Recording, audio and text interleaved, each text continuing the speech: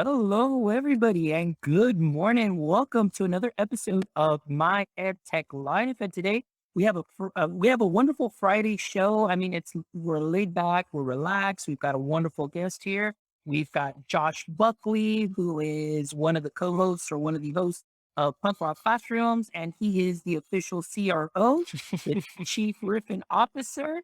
I was working on that intro the whole time. I like it. I like it. Love it. So today we're gonna have an awesome show, guys. And again, hopefully you guys had a wonderful or have had a couple of wonderful days off, time to unplug, time to relax, time to spend some time with family, just self-care, taking care of yourself, recharging those batteries as we continue to just make our way through the school year, guys. So just keep doing what you're doing. You guys are doing awesome and just keep up the great work.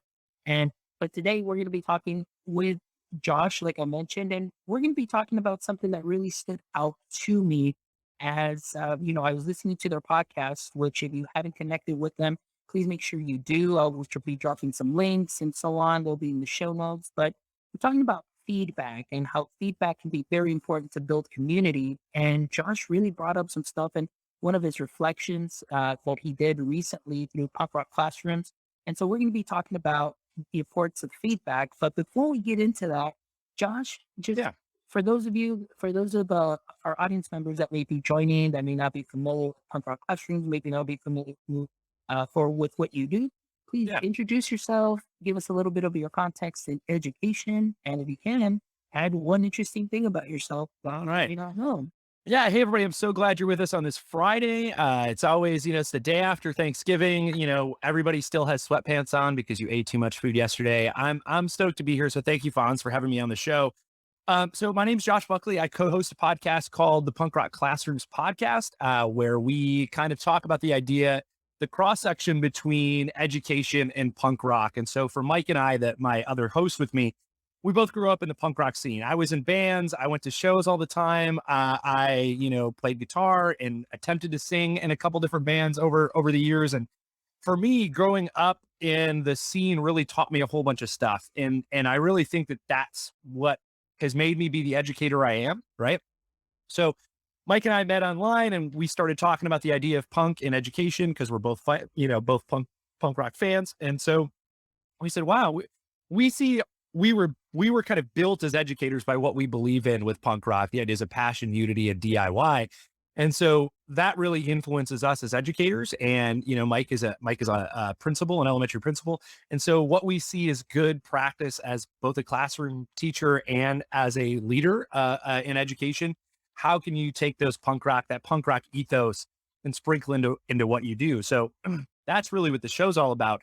This is my 16th year in public education. So I spent 15 of those as a secondary teacher. So I taught seventh grade all the way to 12th grade. I did 1 year at junior high, but most of my time was at the high school level. I taught economics, AP macroeconomics, government, American history, world history, psychology, a little bit of everything over 15 years in education. There'd always be something to be like, hey, Josh, can you teach this year? And I'm like, yeah, I can. That's fine. I got it. Right.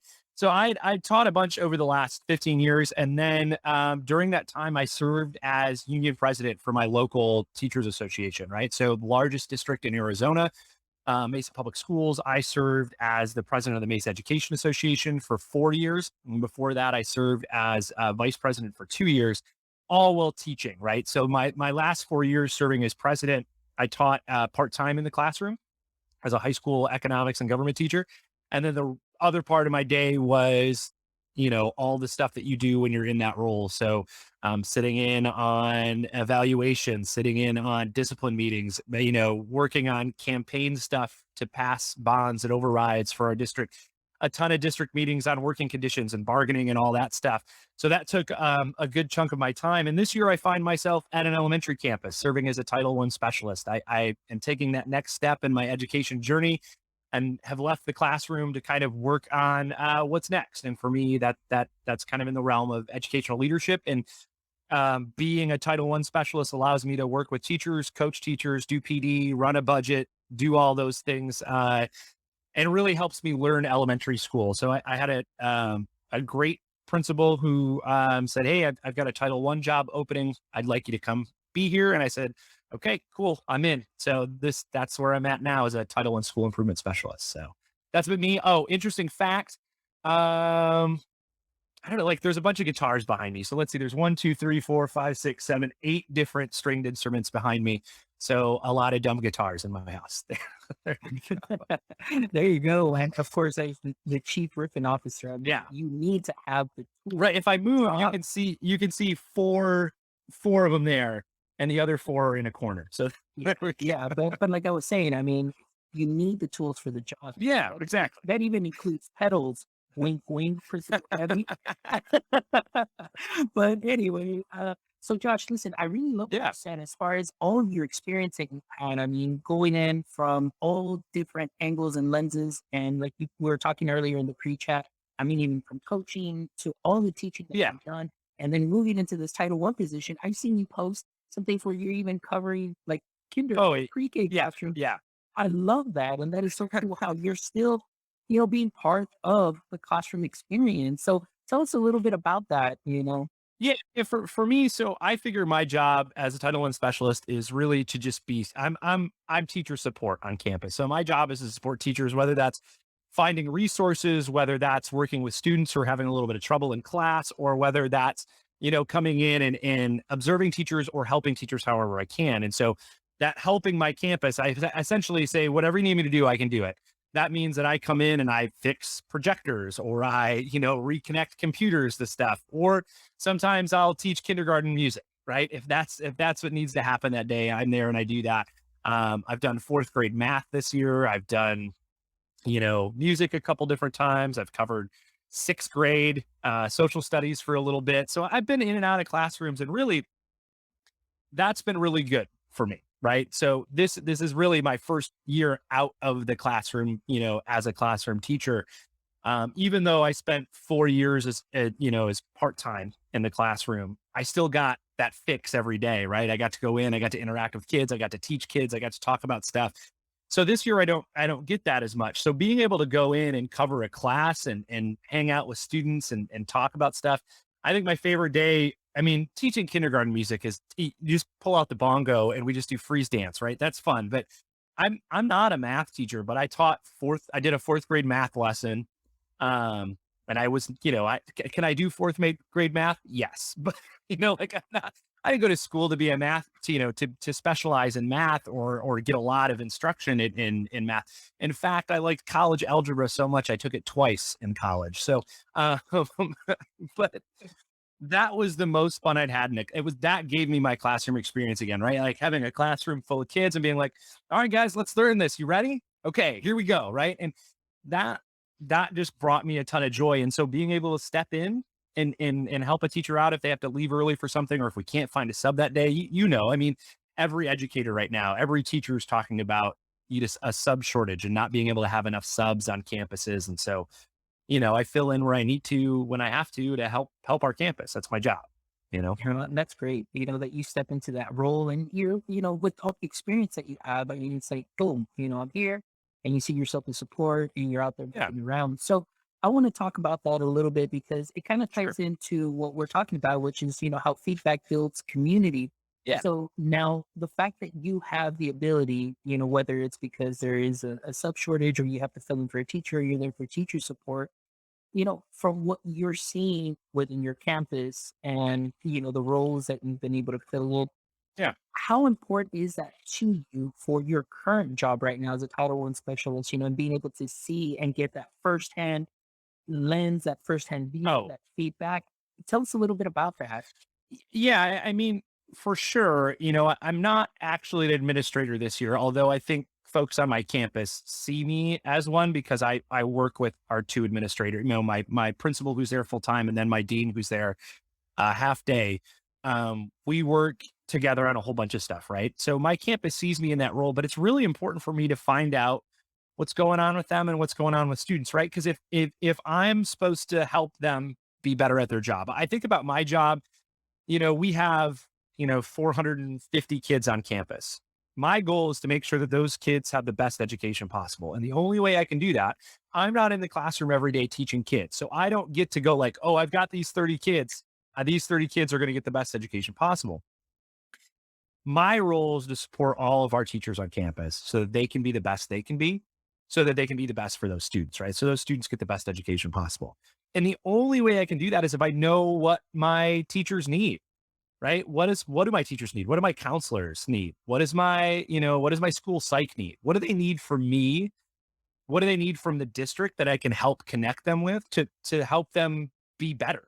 And that's the only way that I'm going to be able to make sure that those 450 kids who come through our door every day and visit our campus and hang out with us and learn from us get the best education possible. So that's my job.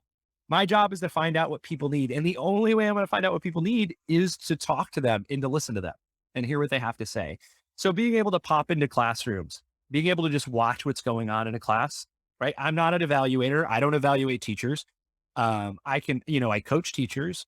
So I pop in and it's not the pressure of like, oh man, I'm being evaluated right now. It's me being there just to see what's going on, just to interact with kids, just to see what we can help with. And this year has been a year where we're implementing a new assessment program this year in my district. So that's been a bear, right? It's a brand new thing. It's all online. It's all different for us. We are also going through a text or curriculum adoption right now, right? A textbook adoption. That is a whole nother layer on top of stuff. And so what can I do to help my teachers through that process? What can I hear from them that I can relay to the folks that I work with at district to go, hey, what can we do to make this thing work better? This isn't working the way we want it to. We expected this new program to do this, but it's not really doing that. My teachers are complaining about the sort of, the workload behind it and creating groups in it and all these different things that what can we do to make it easier or so that they can use it to benefit students? If they can't benefit students and they don't have the time to benefit students, then what are we doing it for? Right.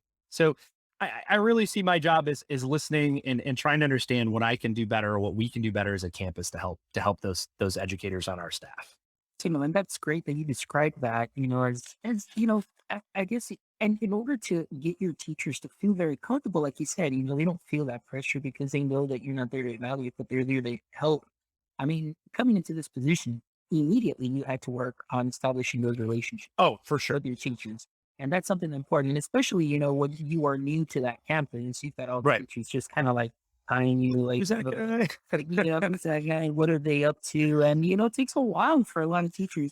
I mean, they've seen people come in. I'm sure, Yeah. in education, administrators, they come in, they come out, new people come in, new people come out. And, sometimes it's very difficult for teachers too, as well as there hasn't been maybe some consistencies and, or constants within campuses.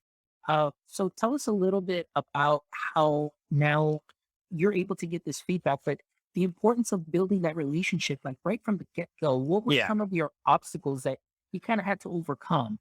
So I'm on a campus. I was lucky enough. Am in the middle of my second master's degree because one is just never enough, right?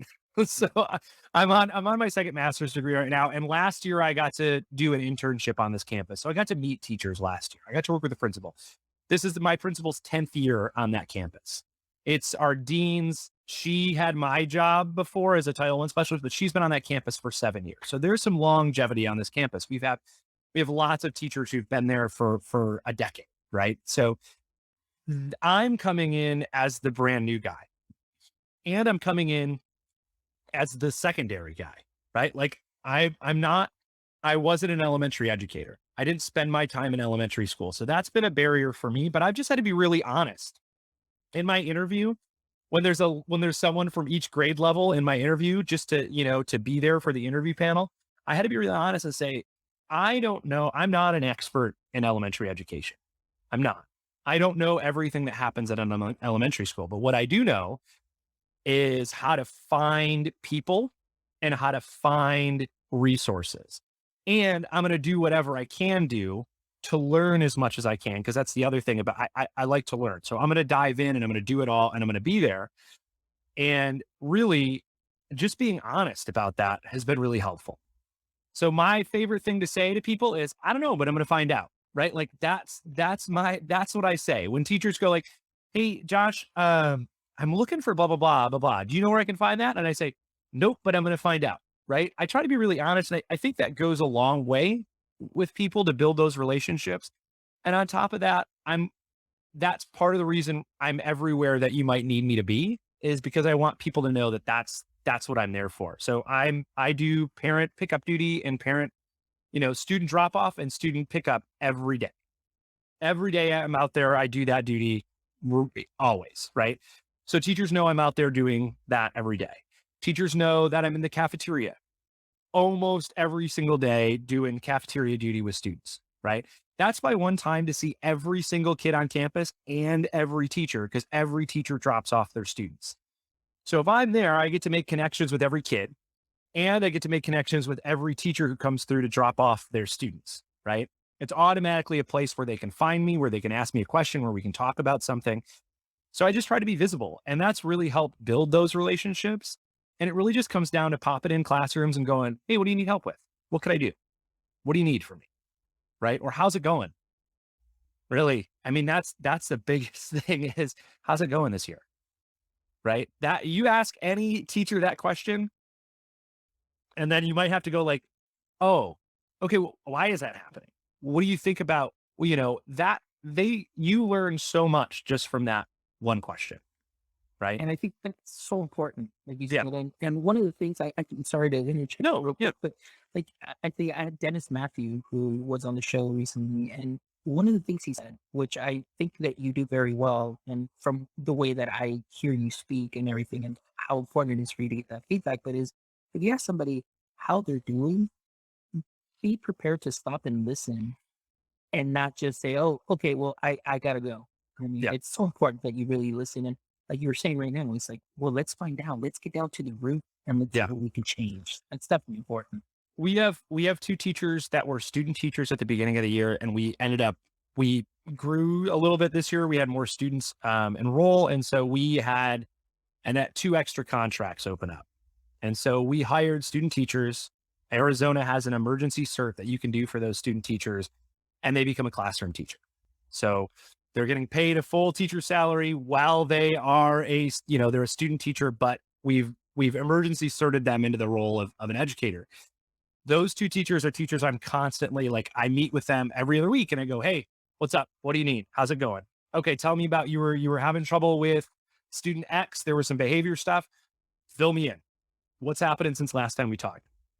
We got this behavior plan going for them. How's that working? Right? What resources do you still need? Did you get X, Y, and Z? Right? What can I make sure that I can help you get? What do you need help with? Do you need to know how to put in a sub day? Do you need all those little things? I just want to listen to hear what's going on, and then figure out where they're at and be able to see what they need from me. Sometimes they don't need anything from me. Sometimes they just want to they want to talk about it. But I always try to end with, okay, what do you need me to do? What can I do for you to help this get better? Right. Or to just improve your day to day on this campus. Like, what can we do to help you be a better teacher? And that's my job. And so listening to folks and getting that feedback, and really I have to ask about how am I doing at my job? Right. That's the big thing. If I don't ask how I'm doing, how am I going to know? Right. How am I going to know that I'm doing my job right? So we recently, and this was, you had mentioned at the beginning of the show, the episode, the punk rock reflection I did on feedback. Every other week, Mike or I take the mic for the show and we do a reflection. We talk about something that's going on in our life as educators or in general. And so one of the things that happened for us is we asked our staff for feedback. We talked to staff, we talked to classified staff, certified staff, we talked to our parents, and we talked to students. And we gave them very similar questions and had some open dialogue with them. And we have to be prepared to act on that feedback about what we heard. What can we do differently? How can we make our campus more welcoming to our students, to our staff, and to our parents? That was one of the questions, right? What can we do to make you feel more connected to this campus as a student, as a staff member, as a parent? And our goal is to work on that, right? So we had to take all that data in. And I took in all of those listening sessions. I went through them. I picked out key stuff. I put it all down, found common denominators between them. And our goal is, as a leadership team, is to how do we address those? How do we bring those back to our staff to get more clarity? How do we bring that back to our staff to build an action plan in order to do that? Because when we hear from staff, you know, we want a little more staff recognition. Well, what does that look like? How do you like, what does that look like for us? Like, do you want something big? Do you want something little? Do you just want something in the announcements? What can we do differently to make that happen? And so, and one of the ones was, about communication, about some changes to communication, right? We've had a lot of new stuff rolling out this year. And so that takes different ways to communicate it. And so we're going to work with our staff to figure out what's the best way to get you information now. We have all these different platforms that we use. We have WebEx in our district. I know some people use Google Teams or Microsoft Teams or whatever it is. WebEx is our platform we use from Cisco. And so how do we utilize that better? We hear teachers say like, oh, I haven't opened that all year because it was a big thing we used during we used that during the pandemic a lot. That was a way we did a lot of communication. But now that we're not in the middle of that. I mean, we are, but in my district, like we're all in person. We don't have virtual kids on our campus anymore. There's a specific virtual campus for kids who were staying virtual. So there are teachers who like, oh, I haven't opened that all year. And my principal goes like, I've been putting stuff up there. Right. So like, we're like, okay, now that we know that, how do we fix this? Right. Like, what are we doing to make sure that communication's a little better? So it really is, you've got to listen, you've got to ask for clarity, and you've got to be prepared to like own what didn't work and just go, okay, let's fix it. How do we do it? Right. And ask, what's the best way to solve this problem? Right. Because again, like I started off with, I'm not an expert, right? I'm not an expert in, I think that's the one thing that's sometimes hard to admit as someone who like was a social studies teacher for a long time and like, oh yeah, ask me any question. I know, right? Like I could, oh, government, econ. Yeah, no, I got that. Right. And I just could go through my curriculum. But now you, you have to be comfortable with saying, I'm not an expert in that, but I know someone who is an expert in that. I know someone who's really good at that. They're all over my campus. I just have to tap into them to help me help this campus get better. And I think that's so important that you said just losing that fear of being able to go and ask. And, Right. right now, I think you're hitting on so many things that I would love to talk about because I love on your episode the way that you talked about that the event that you held where you got Yeah. feedback from parents, and so the reason that I want you to go into that a little Yeah. just describe is just because oftentimes, and I have felt many times when we hear or use the word learning community, it's only students, teachers, and administrators that are included, but parents are not seen as part of that learning community. And at least that's been my lens and my perspective. And I am all about parent engagement. And one of the things you hit on too is how do you make parents feel welcome at the Right. campus, be part of that team? So tell us a little bit about this event Yeah. you guys held. So, I mean, for us, we could have tackled it a bunch of different way, right? We could have tackled it as a way of like, how do we invite parents to us and go like, hey, we want to have a listening session. Please come join us. You're going to get the same parents that always come to those things. And those aren't the parents I mean, if you want to hear from them, I could ask the same parents and parent pickup line every day, right? Because I see them. Those are the parents who would be able to be at this event when we said, hey, come join us at, 3 o'clock on campus, right? So what we decided to do is we do Peter Piper pizza nights once a quarter, or I think we do 3 a year. And so we decided to use our Peter Piper pizza night as a way to engage parents. We didn't put it on the flyer. We didn't say, hey, come to this event, talk to us about, right? We didn't want to go, oh, they're going to talk to us. Well, we didn't want it to be weird. So we just used Peter Piper pizza night. We came up with some listening session for like just some paper with some questions on it. And we went around and we talked to parents. They just got done eating pizza. Their kids are running around having fun. We have a bunch of teachers there. We're there. It's our fundraiser. It's a fundraiser for campus, but it's also lots of parents come, and they're not always the parents who will come into the office and ask questions in the office. They're not always the parents who are going to call the principal and say, hey, I don't like how this is happening, or we should change this. So it gave us an opportunity to engage parents we might not always hear from in a place that was comfortable. They're not in the principal's office. They're not in a conference room on our campus. We're at Peter Piper Pizza, right? Like it's loud. It's like there's games going off. There's kids are running around. it gave us a space where we could have that conversation. And so we went around and we talked to parents, and we made sure that, we reached out to our Spanish speaking parents who were there, right? So one of our teachers went around and engaged some of our Spanish speaking parents, talked to them in Spanish, asked the questions in Spanish, took down notes and information. And then we just tried to engage those families. And really we asked them the big questions that I think were the most important for us were like, what can we do to help your student be more successful? What would you like to see us do to help your student be more successful? And what can we do to make Jefferson a more, comfortable place for you when you come to campus? Right. And the feedback we got on those have been really helpful. And we had parents go, more events like this, right? We want to be able to come together as a school community.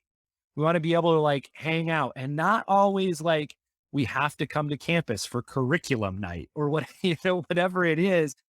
They want to be able to celebrate the community that we have in a way that's fun, right?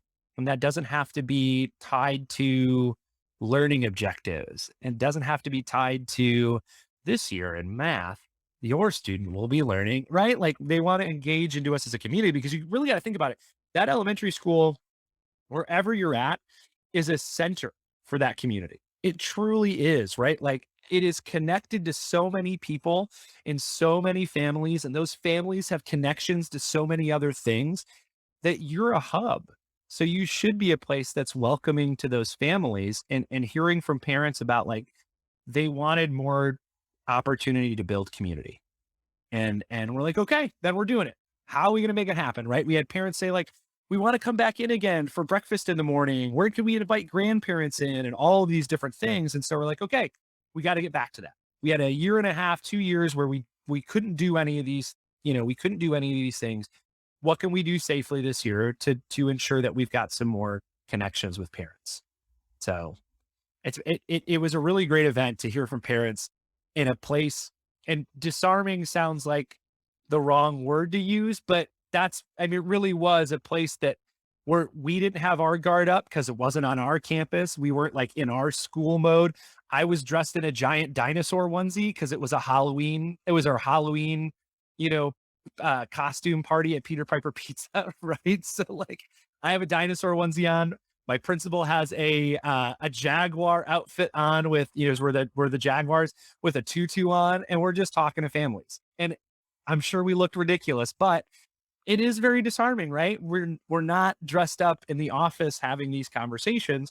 We're at a kind of a neutral place where we can have those talks. And that's so wonderful and so great that your campus went above and beyond and used this activity to get that feedback. And I think you're absolutely correct too, as well, is when you're able to speak to parents just outside Yeah. of a campus, and it's almost like you went to meet the parents where they're at. And of course, everybody loves food. The kids are entertained. Right. So you can entertain the kids.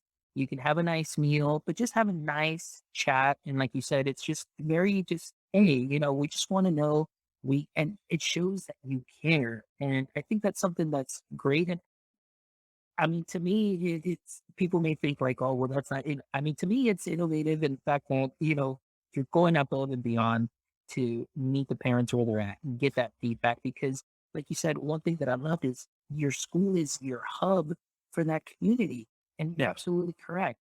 The connections that are made there, from within the campus, the families, and so on, it makes a huge difference to build that community, and I absolutely love that. So now, we talked a little bit about the parents, some of the things that they want. You took that feedback, and like now you create your action plan. You go back, you saw what the feedback is, what the feedback was, and now you move on to do the next thing. So Yeah. now I want to ask you, how about with your teachers? You mentioned earlier Yeah. you've got a new testing platform that's coming. You've got some new curriculum that Yeah. you're working on, and so on. What are some ways that you and, of course, all the administrative staff there, Yeah. what are ways that you go about getting feedback from teachers? So we asked very similar questions. We were intentional about it. We use a staff meeting, and we essentially said, hey, you guys are in tables. We're going to give you some questions. We want someone at your table to facilitate a conversation around these questions, and we're going to build, we want to get feedback on what's going on. We were over a quarter into the year. What's going on? What's going right? We started the year with some questions about, what do you want to add to what we do? What would you change? And what do you want to keep doing? Right. That's how we started our school year. And we were working on some of those as the school year went. This was our second sort of check in with staff to go, okay, how are we doing so far? What can we do differently? And so we heard that feedback from staff. There were a couple things that popped up. It was, we had communication was one of those things. And I think that's one of the most important things about any campus, right? And so it wasn't anything where I was like, oh my gosh, like we don't ever tell anybody. It wasn't that, but it was like, it was just, you know, some things popped up on a couple of the different sheets about some communication stuff. Some things popped up on the sheet about, staff recognition, social club stuff. And then teacher and student expectations came up. And it wasn't worded that way, but after looking at a couple of comments, for me, that's what it boiled down to. So for us, we're taking that information and we brought it to our team leaders. So every grade level chair, right? We meet together twice a month. And so we came together and we put it in front of them. And we're using, I mean, this is super edu speak, but we're using a multi-tier system of support, like problem solving practice in order to solve those problems, right? So it's super edu speak, right? But it's forcing us to be very intentional about each of those items, right? Okay, this is the item. What are we going to, let's brainstorm some solutions to it. Okay, these are the ones we agree with. Who's going to do these parts, right? What's the data we're going to collect, or what's the feedback we're going to collect, whether that's, actual like, hey, people took a survey on this, or whether we're just going to try to see how it works and see what engagement looks like on things. But that's really going to drive it. And in that conversation with our team leaders, we decided, you know what? We want more clarity from staff. We want to know exactly what staff was thinking, because this was essentially like, we want them to help us build the solutions for this, right? Because if it were just the admin team, and we're just the three of us, and we made the decision of, okay, this is what we're doing, boom, and we put it into place, we don't know if that's actually what anybody wants, right? We don't know if that solves the problem or if we just think it solves the problem, right? And then we don't know if people are going to go along with it, what the buy-in is going to look like from that. So that sort of punk rock mindset, the idea for on our show, that punk rock classrooms mindset of DIY comes really in important when we talk about how do we build this together, right? How do we do it ourselves? Maybe not yourself, but do it ourselves, DOI, or do it at DIO, right? Rodney James Dio. How do we do this ourselves? How do we do this together? And so we're going to bring some of this back to our whole staff and have a larger conversation. There's this book I read called Dream Team. It's right on my shelf next to me, about making change in schools. And it really talks about, you build your team, and one of the processes you do is you come up with 100 solutions to a problem. And it seems overwhelming and crazy, but you say that you come together, come up with as many solutions as you can. Yes, get to 100. Will some of them be impossible? Yes. Will some of them be maybe not the easiest to do? Yes. But in that 100, you will find a couple that you feel that you can really do. And so our goal is to build a bunch of solutions with all of our staff. Let them brainstorm the different ways to tackle these issues, and then figure out which ones we can actually get done and which ones we can actually do from that list. And it's our list. It's our list as a staff. It's not just the administrator's, decision. It's a staff decision. Staff owns it. Staff goes, yep, we're going to try this. Okay, communication was a thing. We're going to, we have teachers who weren't using this WebEx platform, but if as a staff we go like, nope, we're going to use it, and here's what we're going to do, and staff has agreed, a majority of staff has agreed, this is the platform we're going to use in order to solve this communication thing or work on this communication thing, then the whole staff goes, okay, if this is what we're doing, then this is what we're doing, right? Like, we agreed on it. It wasn't my principal saying, and every day you will make sure that you log into this and check your message. It's what can we agree on as a staff to help us get past these barricades or these, these barriers that we have in communication to help things work better on our campus. So it has to be our decision. It can't be my principal's decision or our admin team's decision. It has to be as a campus. I mean, some things you have as a leader, some things you have to go like, yeah, we can't do that. We have to do this. But whenever you can seek feedback and clarity, and for me, when you can make communal decisions, those are the decisions that are going to have the most follow through, have the most buy-in, and then are probably going to work the best because everybody's gone like, yeah, we can do that. We can make that happen. You know? That's just amazing. Everything that you described there, it just number one, the relationship is important. Number two, the communication that I see or hear from your admin staff down to your teachers, Yeah. and the fact that they want the teachers to be part of this, and that is so important that you're making it your like as in a whole, like your campus is coming together, agreeing on some of these solutions, working together and striving to find what fits best. And Yeah. that is something that is so important that oftentimes you really don't see or you really don't hear because it's always whatever comes up from the top. That's exactly what needs to be done. Right. I think, this kind of reminds me of when I was in the classroom. Sometimes I think that maybe some administrators may think, well, this will just take too much. This is too much work. It's just easier for me to just say, you do this, do this, do this. But in the end, the more time you invest, I always go back to that return on investment. When you build a Right. community like I hear you guys have built, and the way that you get that feedback reminds me of when I was in the classroom that, hey, we're all in this together. And if something just doesn't work with Mr. Mendoza's lesson doesn't quite work out, hey, it's okay. Like if one of the students says, hey, it's okay, Mr. Mendoza, I figured it out this way. We could try it this way and be like, oh yeah, let's go ahead and do that because that Right. works better.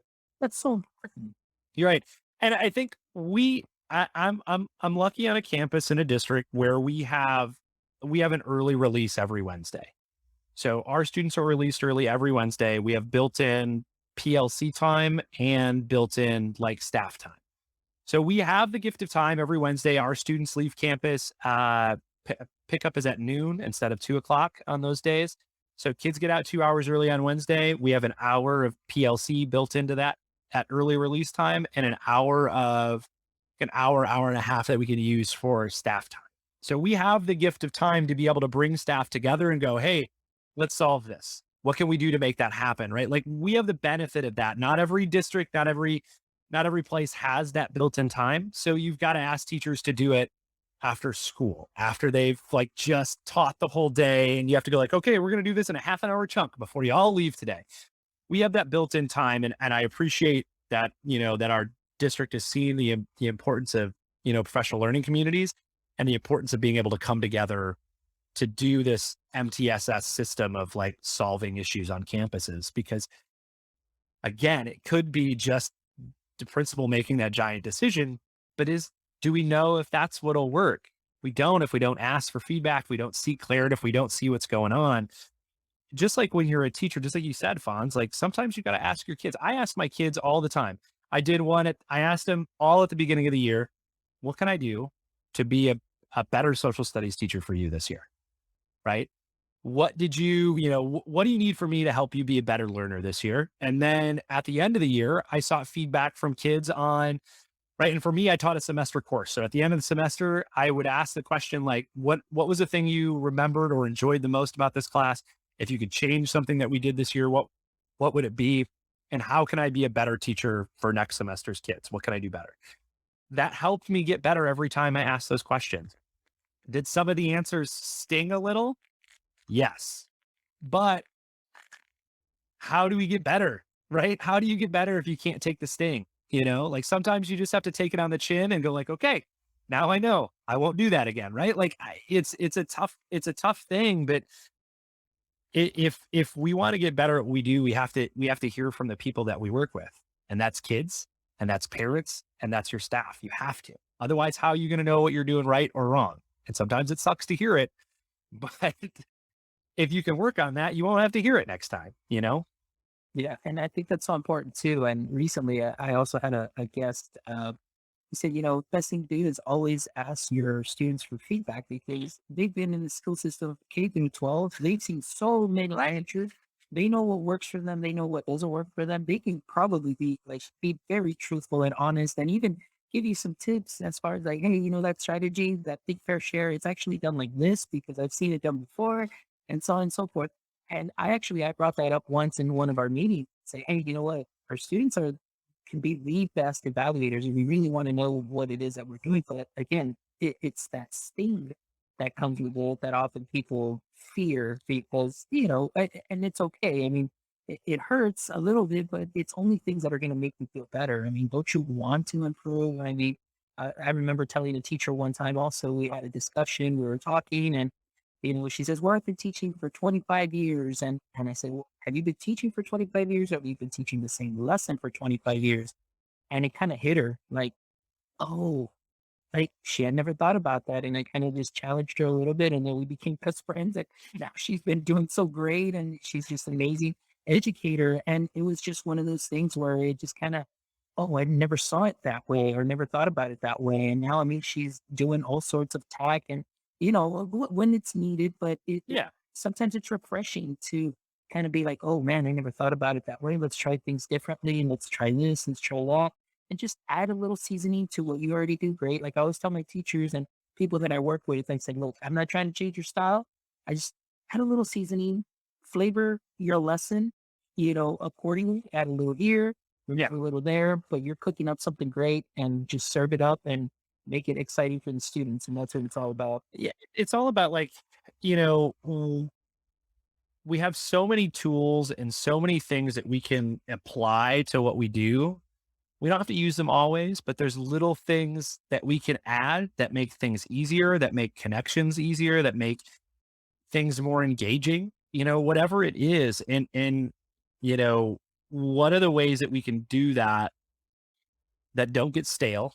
And when something gets stale, that we realize that it's stale and we don't do it anymore, right? We go like, okay, yeah, that worked 5 years ago, but it's just not working anymore. Like my staff is in a different place. I'm in a different place. The kids on our campus are in a different place. We can't use that thing. And yes, it was great. It was awesome 5 years ago, but it's not doing what we want it to do. And it's just you have to be honest with yourself. And you have to be honest with your staff. You have to ask for that honest feedback. And you have to work on it. That's the tough part is it was like I said, I taught secondary social studies for a long time. I taught government and econ for a long time. It was real easy for me to just get in my nope, this is what I'm doing. This is how I teach this part. This is what I do that. But asking those kids for feedback and then challenges would come up. I'm going to tell you, like having to teach during the pandemic and you know, um, having to push everything onto Canvas. We'd had Canvas in my district for like 6 years, right? As a tool. I never really fully used it. I never did any of my I did my final exams on it because we had to. But I never used it for tests. I didn't use it for all sorts of stuff until I was forced to because of the pandemic. And I found engagement for my kids in a way that I'd never found it before just by opening up discussion boards. I did a weekly discussion board on Canvas. I had kids who would never have raised their hand or would have talked out loud in class, wrote some real good feedback to their peers, had good discussions on things that they learned, had good reflection on those things. And I never would have seen that. And I never would have allowed them to do that as learners. I always ask my kids, like, okay, with your neighbor right now, I want you to talk about this. And I could walk around it here and they could have those conversations. But this is a way for me to go like, oh man, I'm seeing kids just reach out to a kid across the classroom, across, anywhere to have those conversations. And that was really cool to like sometimes you have to try something new because it might work, but you just have to be willing to take that step. Exactly. And then sometimes that first step can be the hardest. But I love what Mel was saying. Sometimes it's very hard for educators to kind Yeah. of let go and grow. So it's very difficult. But Yeah. it is what it is. But I you think I just have think to take. Mel's right. I But mean, we get siloed in the four walls of our classrooms a lot. It's really hard to not be in those four walls because we roll in, we teach our kids, we leave to go to the bathroom, we come back, we teach our kids, and it's really hard sometimes to go see what other teachers are doing. to learn from other teachers. And that's why I think uh, if we want to help teachers grow, leaders on campuses have to give time and space for teachers to observe each other, for teachers to have real conversations, for teachers to hear feedback from each other, for teachers to learn from each other. But can't just be space and time. As teachers, we have to be willing to go do those things. We have to be willing to go observe a team member. We have to be willing to have tough conversations about our grade books and grading practices and engagement strategies and what we're doing. Because if we're not willing to do that, we really do get stuck in those four walls and we do the same thing over and over because it's comfortable. Kids change every year. So why is doing this, like, they're different kids every year. So why do we do the same thing every year? Right. Yeah. And then, it's very interesting. That kind of reminds me a little bit of Ryan Scott being on the show. And I had put up a video and it kind of hit a couple of nerves there. Some people, just that quote, but he said, if we're teaching kids the way we were taught, are we really helping them out to prepare them for the future? And I'm like, yeah, it's very important. Future of learning is different Yeah. now. Future of work is different. So, just instead of having them do citations on note cards, that Google, will do that automatically and cite sources, So like you Yeah. said, it's about helping them find resources now to find solutions to those problems and things of that sort. So Right. Helping them be the hunters for problem solving stuff, right? Like yeah, there's something out there that'll help them do it. And we have to help kids be discerners, right? How do they discern what resources are good, what resources are not good, what sources are helpful or unhelpful? You know what I mean? Like that's really what it comes down to. Like as a history teacher, I always told my kids, like, I'm not going to have you memorize dates. That doesn't matter to me. Like we can look up any date you want to look up and it'll be the same. Every time we look it up, that date's going to be the same. It's not going to change. But what I always told them, what I thought was important was the how and the why and the what came next, right? What triggered the next thing that built on this, that did that. That story part of it was important to me, not, 1215, the Magna Carta. I think that's the year, right? Like that's not the part that was important to me, but how did the Magna Carta influence the English Bill of Rights? And how did that influence the Declaration of Independence? How did each of these things and how did those influence what we had in the Constitution? That is you know, is how we do that. That's a really good quote from Amanda. We're teaching Wi-Fi kids landline strategies. That's a really good quote. that is awesome. That fires. You dropped the mic there. Right? Because I remember having to go to the library and do a research paper, and like my mom had to drive me to a big library, not our little town library, but the next town over to go do like a real city library to do research for a paper I was writing and having to write them all on note cards, right? And having to do all those things. We don't have to do that anymore.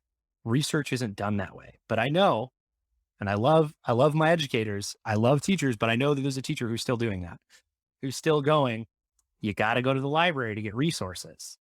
It's 2021. There's a library online, right?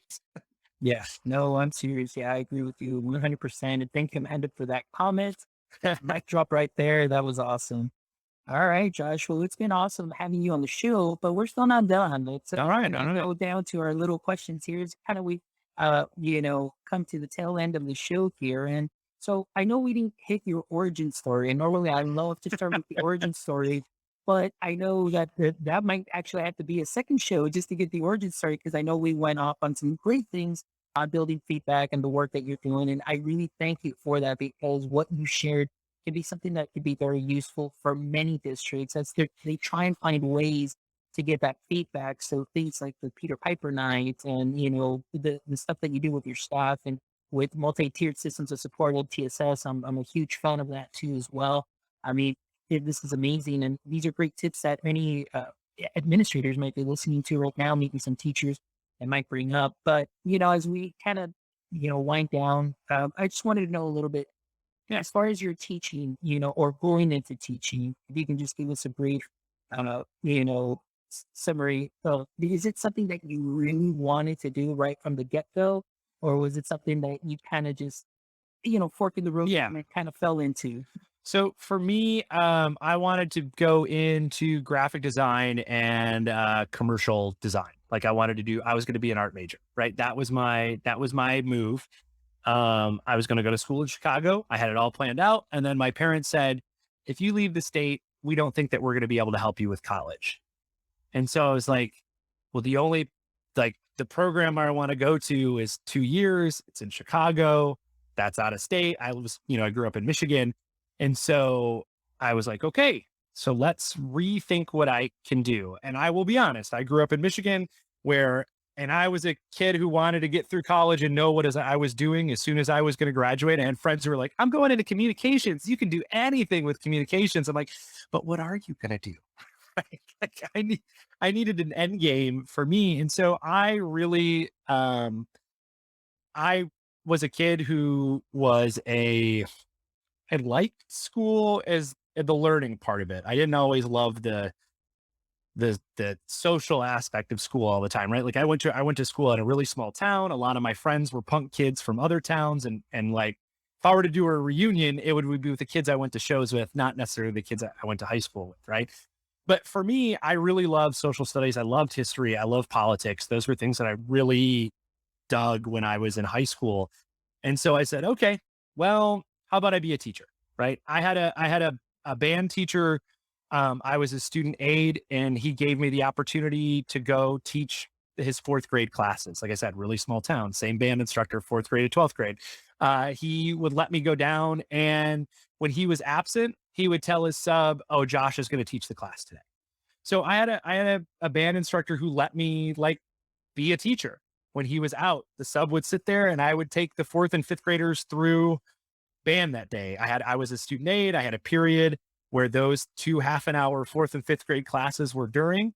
And that's part of the reason he had me be that aide that hour. I could go down and teach those classes. And so and then and this is I think if you're a teacher, you either had a great teacher who you're like, oh, that teacher made me want to be a teacher. I had a teacher, I loved history, but I had an incredibly boring history teacher. Great guy. I thought he was dry and sarcastic and great, but incredibly boring as a teacher, right? Like he was the guy who would write the notes on the board, and then you'd walk in and you'd spend the first 10 minutes of class copying them all down, right? Like that was school. And so I was like, I'm the guy who always goes like, I think I could do that better. Right. Like that's my personality. So everything I've done in my career as an educator has been like, oh, I think I could do that better. I'm gonna go try that. Let's see if I can do that better. And so that was me becoming a teacher. I love politics. I love history. So I'm gonna go do that. I'm gonna try to be better than teachers that I had. I'm gonna try to be more interesting and more fun and more engaging. Um, and that's what got me into education. That it was a decision. I couldn't go to art school. So I loved that. Um, I loved learning. And so I was like, okay, I'll go be a teacher. Let's see how that works. And as soon as I student taught, literally, I student taught seventh grade American history, or actually it was seventh grade geography and eighth grade American history. I fell in love. It was the best semester of my life. I was like, okay, I did the right thing. Yes, this is it, right? I got to bring my guitar in. We made board games about Antarctica, and we learned because it was geography, and so we learned all sorts of stuff. And we did a section on ancient Egypt, and it was a blast. I had a blast, and so I was like, okay, I did the right thing. This is it. This is what I'm going to do.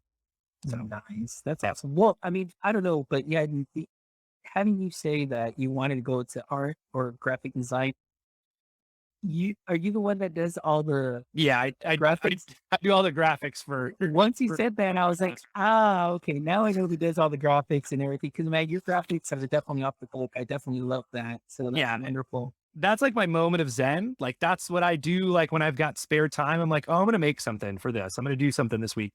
That's the thing that I kind of like. Right. Like that's for me. I that was all stuff I had to do as a punk rock kid. Right. I learned how to do Photoshop and Illustrator and make flyers and do CD covers and tape covers, all as a punk rock kid, and I still use it today as an educator. Right. Like, oh, I've got to make a flyer for Peter Piper Pizza Night. It's gonna be amazing. That is awesome. Hey, so from the last time that you were here on the show with Yeah. Mike, we had you both on.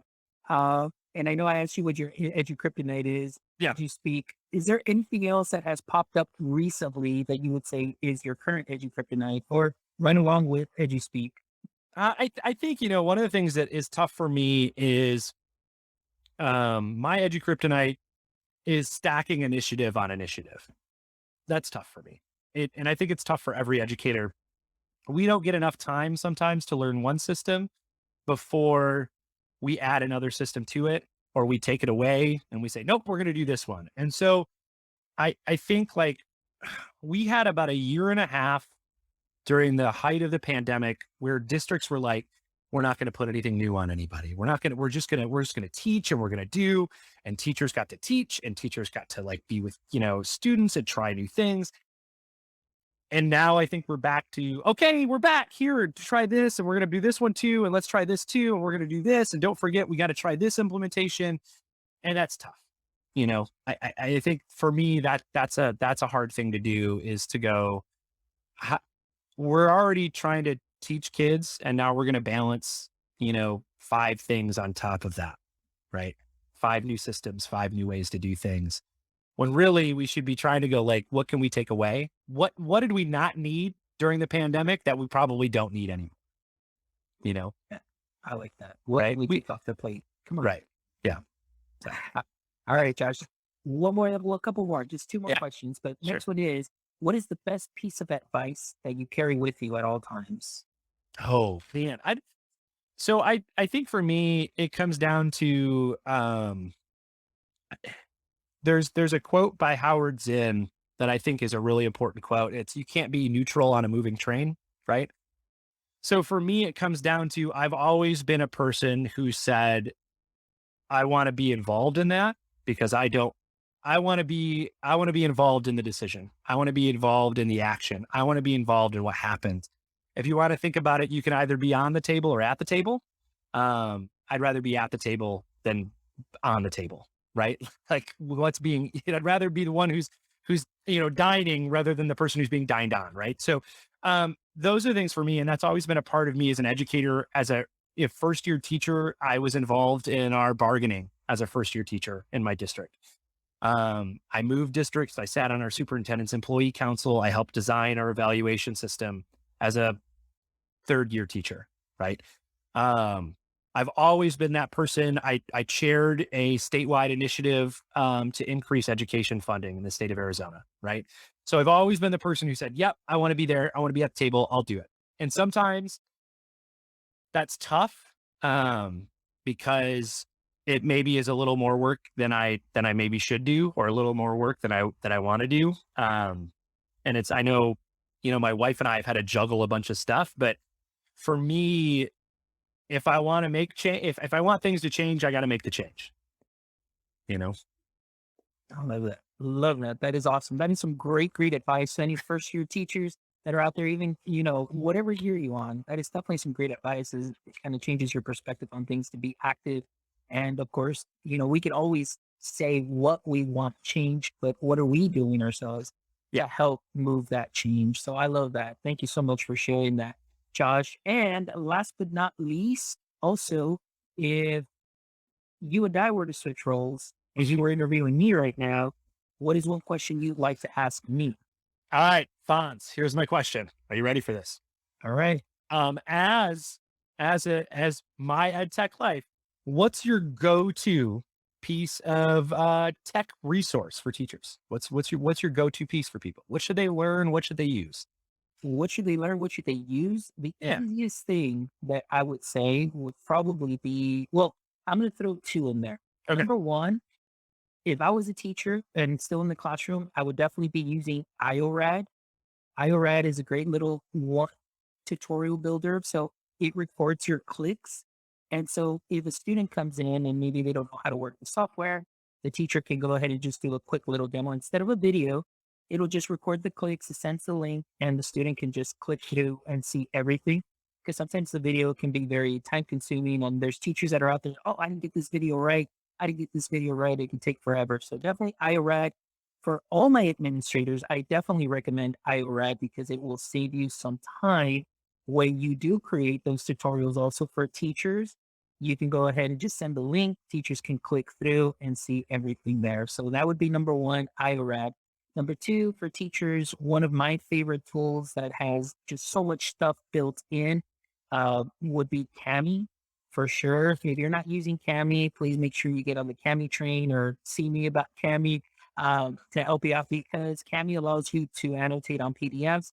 But not only that, it'll allow you to also screen record and you can record notes within that PDF that you can share with your staff, you can share with your students as well. And the students can also record themselves giving you, I mean, they can do their reading and then the teacher can assess reading, show growth, like, hey, this is where the student started, this is where they're at now. So now you've got a video artifact. If you ever, you can take it to an RTI, take it to a meeting and so on. So definitely iRad and Cami, my two top picks always that I recommend.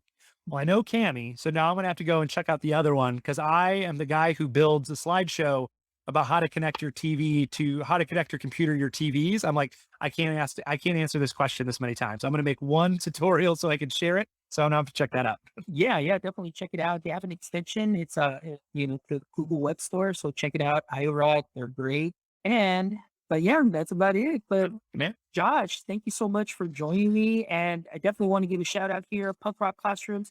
Make sure that you do check out their website, punkrockclassrooms.com, where you can learn a little bit more about Mike Earnshaw, the ECO. He is, or actually, no, sorry, it's CCO. I forget. It's Chief Culinary Officer. 'Cause this guy, Mike Earnshaw, yeah, I love it. I have both of you on here. So Chief Culinary Officer, because he definitely serves up some great stuff for PD. If you haven't checked out his book, please make sure you check out his book. It is great, great resource, great tips for administrators on how to build community and activities for your teachers as well. And of course, all of that could easily be translated into the classroom. And so that's one of the things that I love about it. So make sure you check them out. And of course, make sure you check out, of course, our Chief Riffing Officer, Josh Buckley, right here. So you can check out all the episodes. And usually it's like every Monday they're releasing episodes. yep. Is that correct, Josh? Every Monday we drop an episode. So we just put down Getting Knocked Down and Getting Back Up Monday. And then we have we're going to do our yearly thankful episode. So Mike and I record some thank you notes and we put those up. That'll be up on Monday as our kind of a short 10-minute episode to kind of say thank you, to say what we're thankful for the year, what's gone on with us. So, but yeah, so every Monday we drop a new episode. Perfect. So please make sure you check them out, especially this one. Again, if you want to hear more about our discussion, definitely go check this one out of Josh on his reflection on feedback. But every episode is definitely great. This last one, also getting knocked down and getting back up, was a great episode. I mean, if you want to hear an administrator just be very transparent and very open and showing you that, hey, we're only human and that the job is not as easy as one can say, because we can be one of those Monday morning quarterbacks all the time. Check out the episode. And that's why it's important. Like, I truly believe these gentlemen, it's build a scene, you build your support system, and then you just move on and just Yeah. change education. So, Josh, thank you so much for being here. I appreciate you. I appreciate all your work, everything, all the insight that you shared with us today. You were amazing. Thank you so much, my friend. And for Thank all you of for you, having me on. yeah, of course. Anytime. And, I'll love to have you guys back on anytime. We always have some great conversations with you guys. I'm sure, definitely seeing things through those different lenses is definitely powerful. And for everybody watching us, everybody who joined us today or is going to be rewatching, thank you so much, as always, for making my Ed Tech life what it is today. I appreciate all of your support as we continue to move on into 2022. Make sure that you follow us on our website. Check us out, myadtech.live. Connect with us on Twitter. We're all over social media. So just check us out. Don't be afraid to send us a DM. Give us some feedback. What are we doing great? What can we do better? Give us some suggestions of some guests that you'd love to have on. I'm always looking and open to learn from new people and bring that learning to others. So just drop us a line. But my friends, our time is up for today on this special Friday episode of My Ed Tech Live. But as always, my friends, don't forget, stay techy.